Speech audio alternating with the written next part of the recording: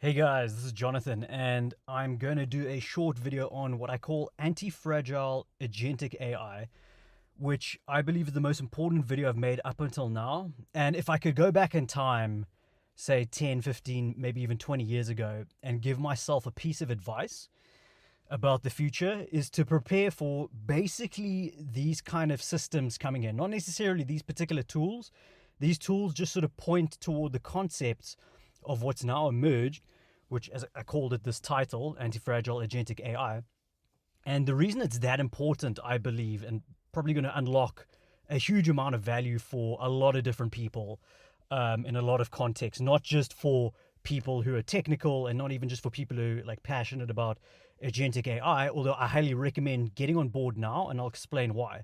So what I mean by this is it's effectively, I'm just going to jump into it. It's self-hosted, self-improving, adaptable systems that obviously use agentic AI. So yes, these are large language models, but you can do it in such a way that it's a kind of mutual apprenticeship system. I've been talking about this with a couple of my prospects and clients and friends that are interested or potentially interested in this. And the idea is that I think the future of agentic AI is it's your personal AI assistant, yes, but it's really something that you have to train, right? It's a system that you have to train, and it self improves for sure, especially if you use tools like Hermes Agent, which I'll give some resources on getting started there and why it is the case that that happens. That's not the purpose of this video. There's much better videos on this. But based on that premise, because it can self improve, what you really need to do then is have a system that also trains you in a reinforcing cycle and allows you to have this mutual apprenticeship system. So as you gain knowledge, especially domain specific knowledge that, agentic AI or certain large language models might not be good at on certain corner cases, that's where you come in, right? As the human in this loop. But combined, you become a really powerful force. But the key thing is, it has to be yours. It has to be self hosted. It has to be your data.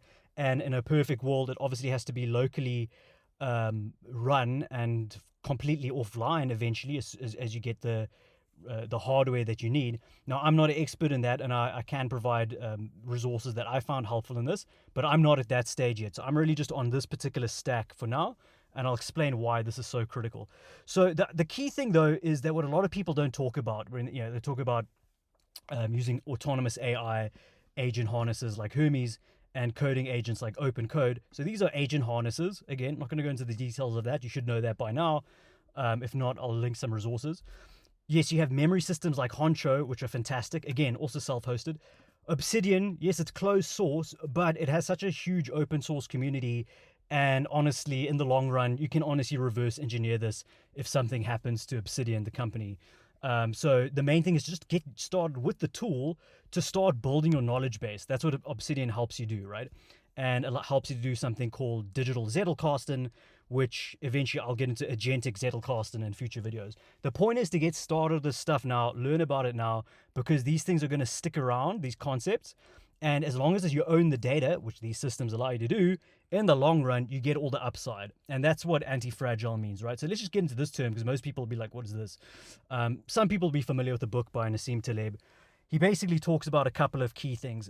In order for something to be anti-fragile, it benefits from time and randomness and changes in an environment over time. So biological systems are typically a classic example of antifragility, at least in a large population. Now you can sort of see where this goes with agentic AI. Large language models are non-deterministic, so they have this weird way to evolve and adapt over time, especially with the right agent harnesses, right? That's where Hermes Agent comes in. That's where memory systems like Honcho come in.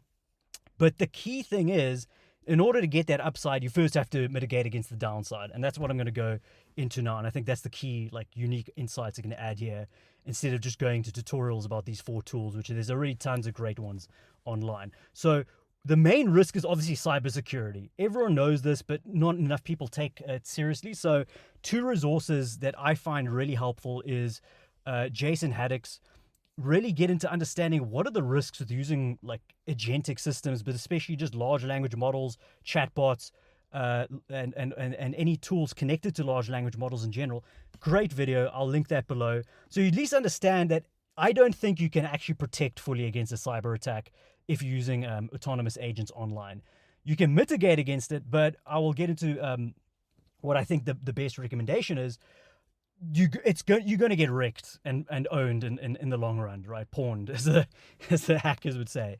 You just got to accept that risk and then say, okay, well, what are you willing to lose, and what are the sort of use cases you can use agentic AI for, such that if you do get wrecked, it's not the end of the world, right? And the second resource is, of course, open code, really good tool. I highly recommend getting into understanding a coding agent as opposed to just a autonomous agent like Hermes Agent or OpenClaw, and probably many more that are coming out now. It's like a big trend.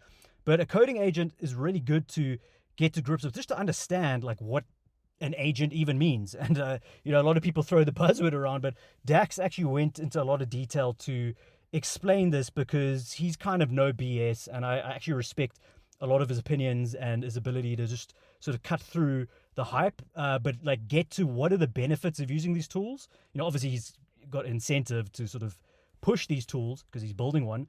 But I think he does so in a really balanced way. So I highly recommend getting started with that, just to get some basic definitions of like what agentic AI even is, whether it's coding agents or autonomous agents.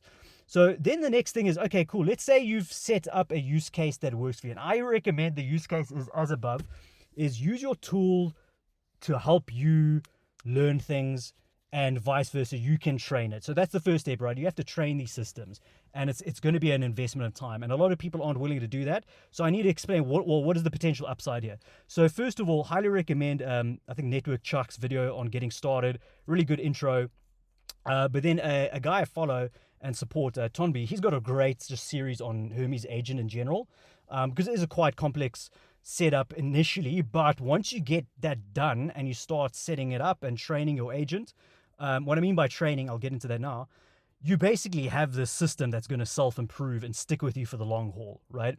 As long as you follow like best practices in terms of like backing up your data and such, because the ideal is you self-hosting this either on a spare computer, laptop, or a VPS, right? So obviously you got to learn how to like keep your data secure and backed up. I think the worst thing is to lose all this stuff. So definitely learn those basics, and I think he's a great use case for that. So now let me get into this third picture, which is Aesop's fable, if you didn't notice. So Aesop's fable about the golden goose that lays golden eggs. The idea here is like once you get Hermes Agent and Honcho and Obsidian, but particularly Hermes Agent, Honcho and Obsidian are basically auxiliary tools that just help Hermes Agent, and just help you manage your data and your markdown files in particular. What happens is I find the biggest upside of these tools is they allow you to complete tasks. In other words, get a result. In other words, the golden egg, right? And at the same time, improve processes for future results and future production and future productivity. In other words, keeping the goose not only healthy, but improving its capability to lay eggs. So you kind of see where this analogy is going. Hermes Agent has got this perfect balance of getting stuff done, like any chatbot or coding agent or agentic AI tool in general, but they've really nailed down. This is new research, not new research. The open source AI lab that built the tool, they built it as an internal tool and released it to the public when OpenClaw obviously took off, and they realized, hang on, this is actually a better tool than OpenClaw, and it objectively is. And I can confidently say that after like 2 months of comparing the two. And many others have said the same, including Network Chuck. Again, I'm not affiliated with them. Neither is Network Chuck. I think a lot of people have spoken for this. But I take this seriously because there's a lot of bad incentives and perverse incentives for people to promote certain stuff.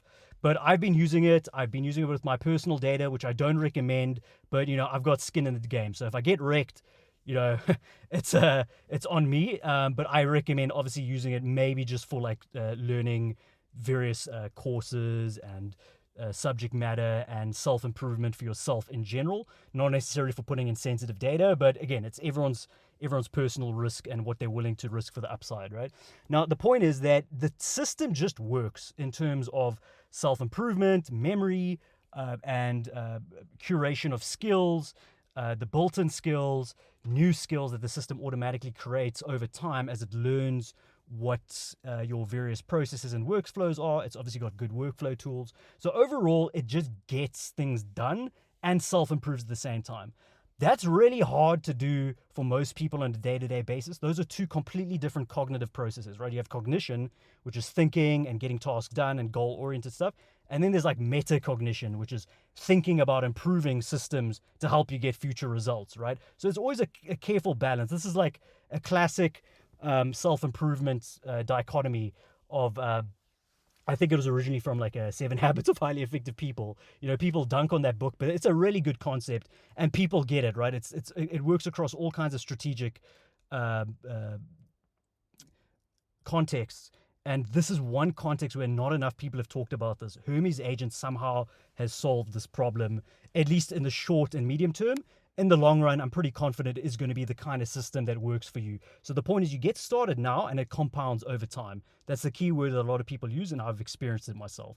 It compounds in both tasks you get done and learnings of the system, as well as you kind of now have this incentive to learn a ton of stuff because you want to teach your agent, right? So it becomes a self-reinforcing loop, and I call it a mutual apprenticeship between you and your AI agent system.